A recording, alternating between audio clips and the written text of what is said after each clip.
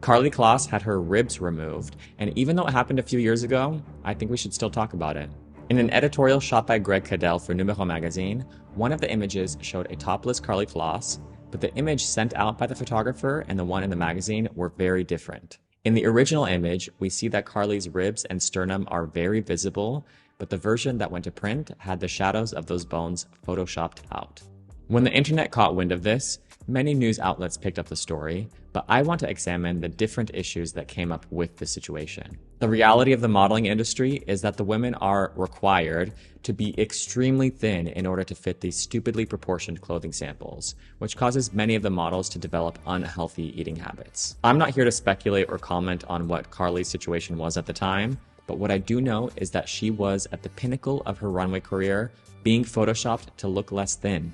The magazine must have made the decision that the unedited image looked too disturbing, so they wanted to Photoshop out the ribs, but the irony is that she would have not had her success if she was in fact bigger, at a body composition to where her ribs were not showing in that position. Much of the discourse was focused on whether she was too thin or not, but I want to also bring up the issue of ownership over one's body. As was in this case, the photographer, magazine, whoever, they decided part of her physical anatomy was not fit to be viewed and they removed it. The model had no say whether she wanted to have her bones removed from the image. They made a decision on what to do with her body. The ethics of photo retouching is something that I'm very concerned with, and I think not enough of the photographers working in the industry care about. There should be lines that are not crossed when retouching an image, and I think they went too far here.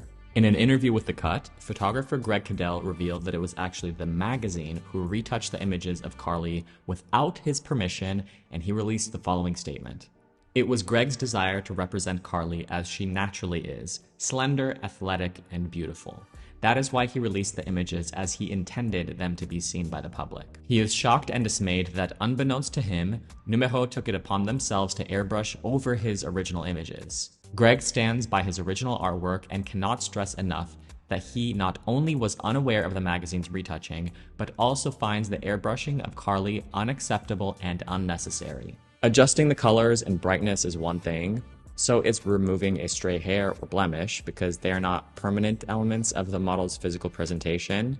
But removing bones, manipulating the morphology of the model should not be done in my opinion. The only reason we know about this case of her ribs being removed is that the unedited version was released.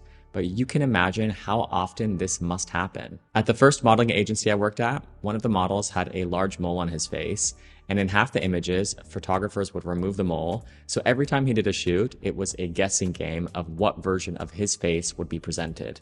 The industry is built on lies and illusion. Even her current agency, The Society, is lying about her measurements. They have her listed at 5'11.5", when she has said in multiple interviews that she was 6'1.5" or taller, that she was 6'1" when she was 16. This is just one example of what I consider crossing the line in retouching, but I will be making more of these videos in the future. Let me know in the comments what you think about this case study, whether the magazine did the right thing in using the version of the photo where they removed her ribs, if they should have cut the image entirely from the story, and be sure to subscribe for more videos about the fashion industry and those who shape it.